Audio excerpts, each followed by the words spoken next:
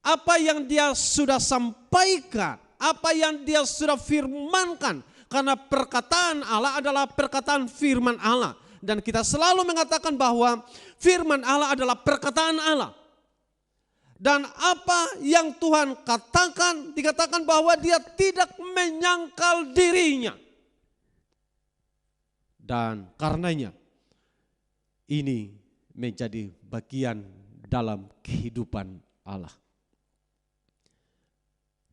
Saya rindukan agar supaya kata setia itu menjadi gaya hidup saya dan saudara. Amin. Jangan kita kemudian setia karena aturan. Jangan kita setia karena larangannya. Jangan kita setia karena anjuran orang lain. Jangan juga kita setia karena ajakan.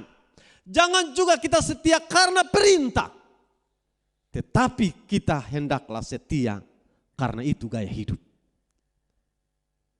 Kalau itu gaya hidup, setia kita tidak perlu orang perintah. Tidak perlu orang suruh. Tidak perlu ajak ayo. Tidak perlu harus ada aturan ini, itu dan lain sebagainya. Tetapi karena setia adalah gaya hidup, maka hal-hal yang terkait dengan aturan, larangan, anjuran, ajakan, perintah, itu bukan hal yang memberatkan. Tidak salah kalau memang harus ada aturan, ada anjuran, ada larangan, ada ajakan, ada perintah. Itu tidak salah. Tetapi kalau kemudian kita setia karena hal-hal itu, maka kesetiaan kita adalah kesetiaan yang terpaksa. Kesetiaan kita yang dengan berat hati. Orang Ambon mengistilahkan seperti orang tarik bambu bukan dari pohon, dari ujung. Dan bayangkan kalau saudara tarik bambu dari ujung, berjalan melewati rumput-rumput, tagai kiri kanan saudara. Dan sulit saudara. Tapi kalau dari pohon lebih mudah saudara. Nah, kesetiaan kita hendaklah itu menjadi gaya hidup. Karena Tuhan telah memberikan kepada kita contoh yang luar biasa tentang kata setia. Dan sekalipun kita tidak setia, firman Allah katakan dia tetap setia. Karena dia tidak menyangkal dirinya. Dan terjemahan sederhana Indonesia dikatakan bahwa dia tidak menyangkal perkataannya. Kalau manusia sering menyangkal perkataannya, saya tidak bicara itu, saya tidak pernah katakan. Tapi apa yang Tuhan katakan, dia tidak pernah menyangkal. Karena benar, dia adalah Allah yang setia, yang menepati janjinya. Nah, bagaimana kita bisa membuktikan kesetiaan saya dan saudara? Bagaimana kita harus bisa menyatakan kita ini setia saudara? Nah, sederhananya bahwa kalau kita setia kita harus konsisten saudara. Artinya apa yang kita katakan itu juga yang kita lakukan. Orang kadang mengatakan beta akan tetap setia sampai akhir hidup. Apapun yang terjadi saya akan tetap setia. Dan itu harus dibuktikan saudara. Itu harus ditunjukkan. Bukan hanya sebatas perkataan, tapi itu harus dibuktikan dalam perbuatan kita. Katakanlah kalau kita konsisten bahwa kita ini menjadi orang yang setia dengan perkataan. Biasanya begini, pada awal di mana kita datang kepada Tuhan, kita akan mengatakan Tuhan saya akan setia. Di tengah ketika ada tekanan dalam hidup ini dan bahkan kita berjanji kepada diri ini di hadapan Tuhan, Tuhan kalau Tuhan tolong saya akan setia apapun yang terjadi. Harus kita konsisten dengan perkataan itu. Kadang kita bisa membohongi Tuhan. Sebenarnya Tuhan tahu sih perkataan kita itu tulus atau tidak. Tuhan Maha tahu, amin. Manusia, istilah bilang, manusia boleh bersandiwara, tapi di hadapan Tuhan tidak. Kita harus konsisten perkataan kita juga perbuatan kita. Bahkan juga kita harus konsisten dalam keadaan apapun, entah baik atau buruk. Apakah kita hanya setia ketika dalam keadaan baik dan tidak setia dalam keadaan buruk? Kalau kita katakan setia, maka kita harus konsisten dalam keadaan baik atau dalam keadaan buruk, dalam keadaan senang, dalam keadaan susah, dalam kekurangan, dalam kelimpahan. Kita harus konsisten setia kepada Tuhan. Karena Tuhan katakan, sekalipun kita tidak setia, Dia tetap setia. Artinya Tuhan konsisten dengan itu. Tuhan tidak konsisten, atau dengan kata lain, kita mungkin mengatakan Tuhan tidak konsisten. Ya, Tuhan itu hanya setia di saat saya setia. Firman Allah jelas, sekalipun kita tidak setia, Dia tetap setia. Jadi pembuktiannya adalah Tuhan itu setia sekalipun kita tidak setia. Jadi kita harus konsisten dengan perkataan, perbuatan yang kemudian dibuktikan entah dalam keadaan baik, entah dalam keadaan sulit. Kita hari-hari ini sebenarnya ada pada tahapan ujian-ujian iman kita. Kita ada pada tahapan pembuktian konsistensi iman kita. Kita ada pada tahapan bagaimana membuktikan benar tidak. Bahwa waktu sebelum COVID kita selalu menyembah Tuhan, kita meninggikan Tuhan sambil kita mengatakan, Tuhan saya mau tetap setia. Bukankah selalu ungkapan itu muncul di hadirat Tuhan, saudara? Di hadirat Tuhan kadang kala secara otomatis muncul, Tuhan kita mau setia. Dapatkah di tengah COVID ini kita konsisten dengan perkataan waktu sebelum COVID? Atau ketika sebelum COVID kita ungkapkan itu, di tengah COVID kita abaikan itu. Saya rindu agar kita konsisten dalam perkataan, perbuatan, kesetiaan kita kepada Tuhan, entah dalam keadaan baik atau tidak dalam keadaan baik. Karena sekali lagi Tuhan itu setia, sekalipun kita tidak setia. Hal yang kedua ingin saya sampaikan bahwa kita harus membuktikannya dengan setia sebagai anak Tuhan. Sekali lagi, kita harus bisa membuktikan setia sebagai anak Tuhan, bukan sebagai anggota gereja. Bukan sebagai pengurus gereja, bukan sebagai pelayan di gereja, bukan itu. Saya rindu agar supaya kita bisa membedakan antara sebagai anak Tuhan dan sebagai anggota gereja, sebagai pengurus gereja, sebagai pelayan. Kita harus bisa pisahkan. Kenapa saya harus bisa pisahkan? Karena kalau ketika kita mengatakan begini, sebagai anggota gereja, kita setia mungkin di satu gereja, tapi ketika ada persoalan, kita keluar dan tidak setia lagi, saudara. Karena konsep kita setia sebagai anggota salah satu gereja.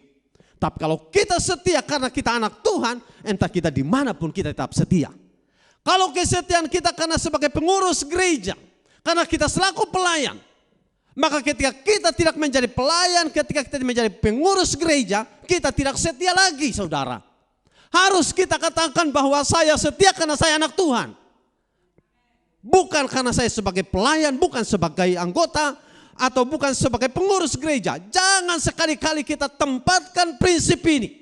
Karena kalau kemudian kita lakukan itu, kesetiaan kita itu hanya diukur di saat kita menjadi pengurus gereja, di saat kita menjadi selaku pelayan di gereja, di saat tidak menjadi pelayan, di saat tidak menjadi pengurus gereja. Istilah kapal selam mulai muncul. Harus kita katakan, saya mau setia karena saya ini anak Tuhan. Saya setia sebagai anak Tuhan karena saya telah ditebus dengan darah Kristus. Dan Bapak Ibu Saudaraku yang dikasihi Tuhan, ini hal yang sepele, tetapi saya harus katakan ini karena ini menjadi pengalaman yang sedang terjadi di dalam dunia pelayanan, saudara. Dalam dunia gereja. Anak-anak menjadi setia ketika mereka menjadi pelayan, ketika menjadi pengurus. Jemaat menjadi setia ketika menjadi pelayan, menjadi pengurus. Tetapi ketika tidak menjadi pelayan, tidak menjadi pengurus, tidak lagi setia kepada Tuhan. Nah, pertanyaan apa yang salah di sini? Karena hatinya tidak beres di hadapan Tuhan. Kalau hatinya beres di hadapan Tuhan, kesetiaannya bukan karena diukur dari karena dia menjadi pelayan, karena dia menjadi pengurus, tetapi hatinya diukur karena tahu diri. Kita ini tahu diri. Siapa kita? Kita telah ditebus dengan darah Kristus. Artinya karena kita ini anak Tuhan. Kalau kita menjadi pelayan, kalau kita menjadi pengurus, itu kepercayaan. Tapi kesetiaan kita jangan karena pengurus, jangan karena pelayan, ataukah karena kita menjadi anggota gereja, saudara. Tapi sekali lagi, karena sadar kita ini adalah anak-anak Tuhan. Amin. Kita harus menempatkan pembuktian kesetiaan kita kepada Tuhan. Dengan poin yang tadi saya katakan yang kedua, kita harus bisa buktikan bahwa setia sebagai anak Tuhan. Bukan sebagai yang lain. Kalau yang lain saya tadi katakan mungkin itu hanya sebatas sebuah kepercayaan. Tetapi jangan kemudian kepercayaan itu menjadi tolok ukur kesetiaan kita. Sebenarnya itu semacam apresiasi.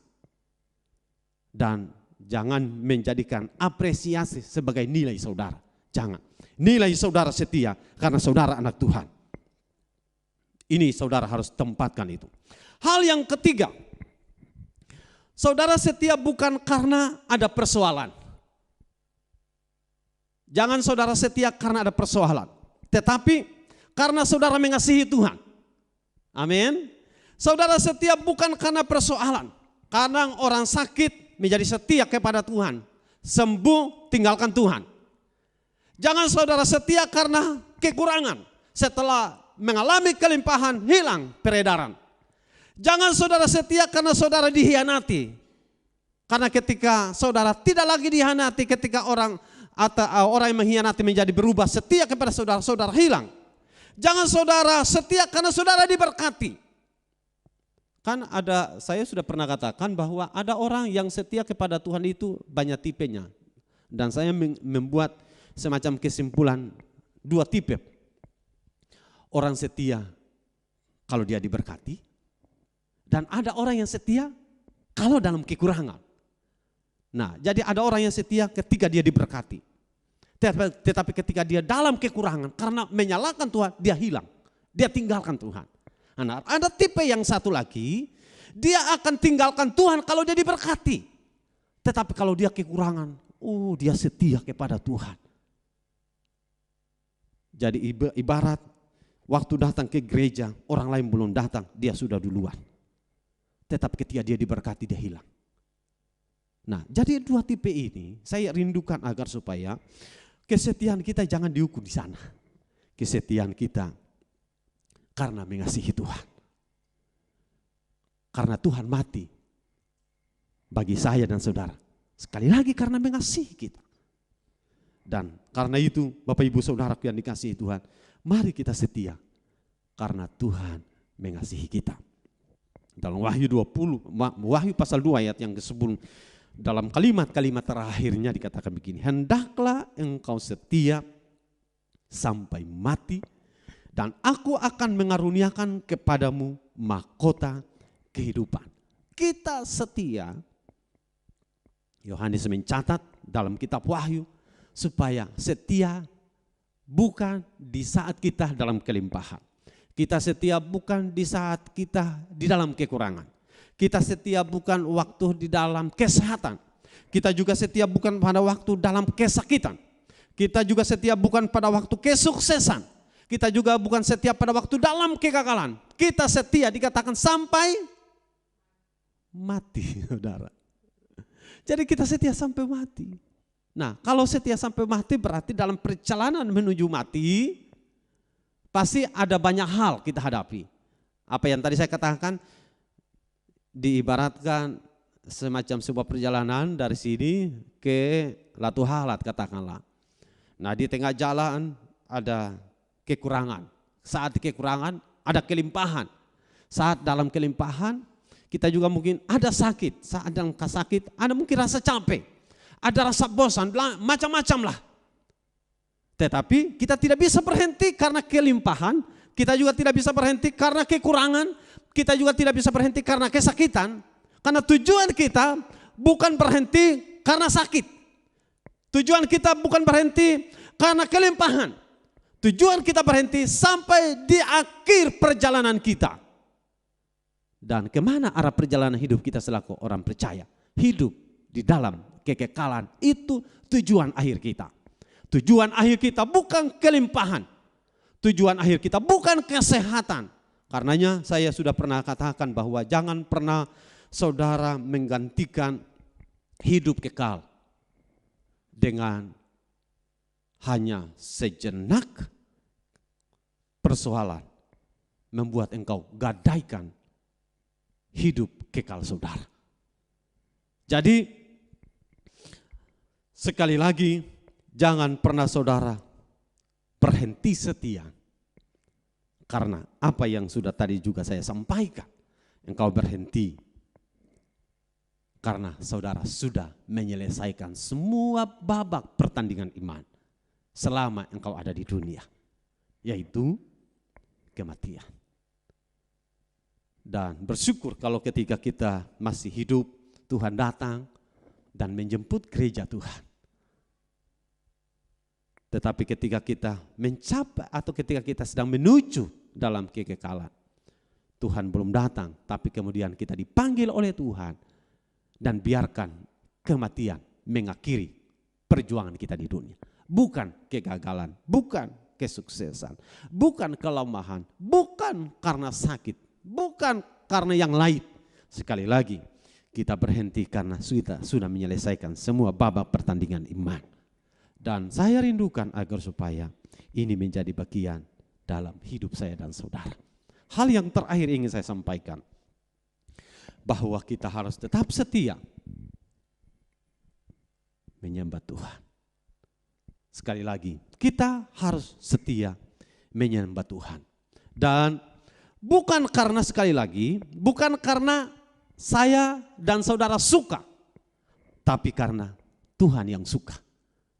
Nah, dalam bagian ini penting saya mengakhiri poin ini dengan mengatakan begini. Kita manusia punya kecenderungan untuk cepat bosan, cepat jenuh, cepat juga berhenti karena kita puas. Tapi ingin saya tegaskan bahwa kita hendaknya tetap melakukannya untuk menyembah Tuhan. Sekalipun kita tidak suka, maksudnya adalah kita sedang berpikir bukan untuk menyenangkan diri. Karena kalau apa yang kita suka berarti menyenangkan diri. Tapi kalau apa yang kita lakukan hanya untuk menyukakan Tuhan, maka kita harus bisa mengabaikan kepentingan kita atau menyangkal diri kita hanya tujuan menyukakan hati Tuhan. Nah, untuk menyukakanlah hati Tuhan, kita harus bisa mengabaikan hal yang apa yang tadi saya katakan, menyenangkan diri. Kecenderungan kita masing-masing berhenti karena kita selalu ingin yang kita lakukan sesuai yang kita suka. Dan saudaraku yang dikasihi oleh Tuhan, kalau kita lakukan karena kita suka, maka sebenarnya kita kehilangan berkat. Tapi kalau kita melakukan karena itu yang Tuhan suka, maka sebenarnya kita mendapatkan berkat double. Yang pertama, Tuhan dipuji, dimuliakan, dan percaya dampaknya kepada kita. Tapi kalau kemudian kita lakukan karena kita suka, yang saya bisa mengatakan dampaknya Tuhan tidak memberkati kita. Yang kedua, kita akhirnya menjadi kecapean itu sendiri. Nah, dalam menyembah Tuhan, penting sekali untuk kita melakukannya dengan mengabaikan rasa ego diri kita masing-masing. Bukan juga karena kita merasa bahwa suara kita yang baik kita menyembah Tuhan. Bukan juga menyembah Tuhan karena itu sebuah kebiasaan. Atau itu menjadi hal yang kemudian kita katakan bahwa itu menyukakan kita. Sekali lagi sudah saya katakan tadi bahwa jangan hendaknya kita melakukan semuanya itu karena itu menyukakan hati kita. Sekali lagi orientasi kita adalah menyukakan hati Tuhan. Dan pada waktu kita melakukan itu menyukakan hati Tuhan, siapa dia yang tidak akan melakukan sesuatu yang terbaik kalau seseorang melakukan yang menyenangkan hati saudara. Ada orang yang suka dipujikan dan orang itu suka makan puji. Kalau orang itu suka makan puji dan saudara puji dia akan makan pujian saudara. Dan kalau dia makan pujian saudara, apa saja saudara akan terima. Karena ketika saudara puji, kan tadi saya katakan dia akan makan puji dengan itu. Maka ketika saudara minta sesuatu, oh tidak akan pikir panjang, dia akan kasih semua yang saudara mau. Memang Tuhan bukan orang yang tipe model itu. Bukan Tuhan orang yang suka makan puji. Tapi kita ketika memuji Tuhan, bukankah itu menyenangkan Tuhan? Bukan menyenangkan kita. Dan karenanya saya harus bisa bedakan konsep ini, bahwa di saat kita menyembah Tuhan, kita harus bisa menyangkal diri kita. Abaikan semua hal yang terkait kepentingan kita. Abaikan semua hal yang terkait dengan hal yang menyenangkan diri kita semua. Dan kita berorientasi bagaimana menyenangkan hati Tuhan. Apa saja yang kita lakukan, sekali lagi orientasi kita adalah menyukakan hati Tuhan.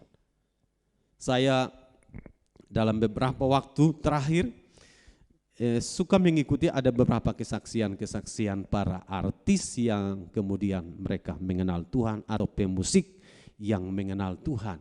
Dan ketika saya mengikuti semua dan ada seorang orang Ambon, dia menyampaikan sebuah kesaksian dan saya menganggap ini sesuatu yang baik. Kita belajar bersama.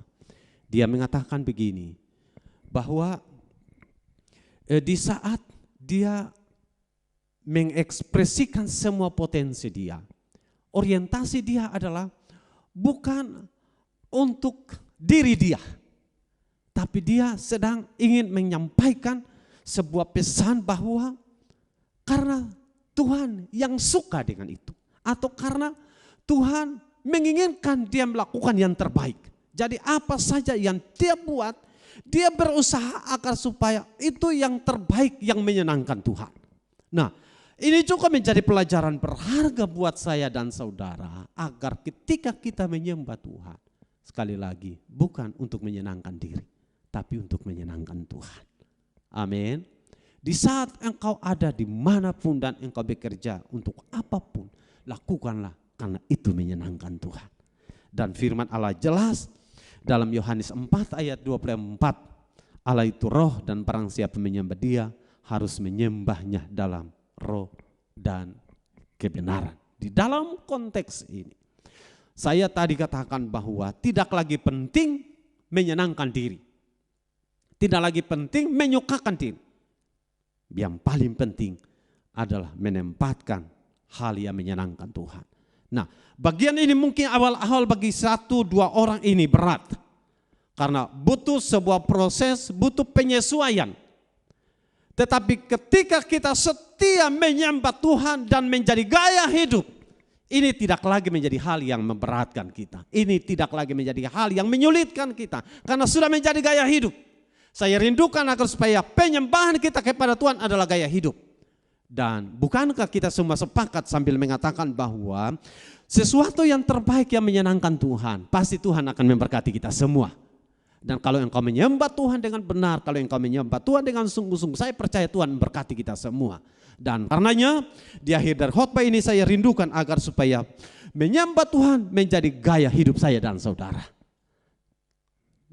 Itu sebagai bagian dari ekspresi setia adalah gaya hidup. Dan salah satunya menyembah adalah gaya hidup. Bukan keterpaksaan, bukan karena menyenangkan hati kita, tapi karena itu yang Tuhan suka. Tuhan tolong, Tuhan berkati kita semua lewat kebenaran firman Allah yang tadi sudah saya sampaikan bagi kita semua. Sehingga dalam hari-hari perjalanan hidup, dalam perjalanan iman saya dan saudara yang saya percaya, ini masa yang tidak gampang saudara, masa yang tidak mudah. Masa yang benar-benar mempertaruhkan, saya merasa bahwa kita sedang mempertaruhkan iman kita. Apakah kita menjadi orang yang setia senantiasa dengan tidak mengukur, dengan tidak melihat keadaan kiri dan kanan kita? Ataukah kita setia masih melihat keadaan kita? Saya rindu agar supaya kesetiaan kita tidak lagi melihat karena situasi. Kesetiaan kita kepada Tuhan karena kita mengasihi Tuhan. Dan ini waktu-waktu pembuktian kita. Ini waktu-waktu yang dari awal pernah saya katakan pada masanya atau pada mungkin ada satu waktu di mana dunia kita ini akan menjadi sangat sulit. kita tidak mungkin bisa bertemu, berkumpul bersama-sama. Dan itu sudah saya pernah katakan di sebelumnya. Di tahun-tahun semua tanpa ada kita berpikir akan ada corona yang kemudian membatasi kita tidak bisa kumpul sama-sama. Saya pernah katakan itu beberapa kali. Dan hari ini menjadi hari-hari yang saya bisa katakan ini terjadi dan kita harus bisa buktikan. Di tengah di mana kita berpisah satu dengan yang lain, tidak bisa kita kumpul sama-sama satu dengan yang lain. Tapi jangan pernah hubungan saudara dengan Tuhan itu terputus. Kita mungkin tidak bisa kumpul sama-sama. Karena ada yang mungkin diikuti dengan rasa kecemasan, ada rasa ketakutan. Bahkan ada yang tidak percaya diri untuk bisa kumpul sama-sama. Tapi saya harus meyakinkan saudara, Tuhan kita adalah Tuhan yang setia. Dia adalah Allah yang setia, dan karenanya mari kita percaya dengan janji penyertaan Tuhan. Dia yang berjanji pasti menggenapi janjinya. Karena sekali lagi apa yang Tuhan katakan, Tuhan tidak menyangkal dirinya untuk menepati apa yang menjadi perkataan Tuhan buat saya dan saudara yang telah berjanji. Dan karenanya mari kita setia, dan setia itu menjadi gaya hidup saya dan saudara. Tuhan tolong kita semua.